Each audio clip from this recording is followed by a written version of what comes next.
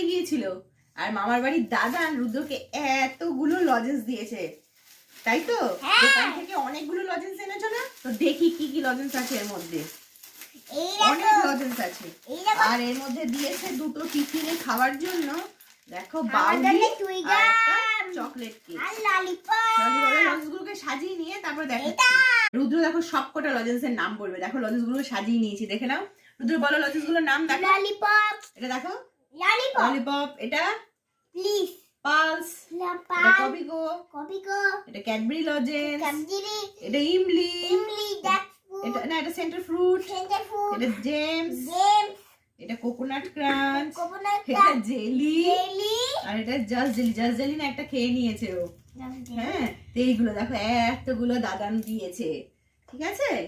যেগুলো ভালো লাগবে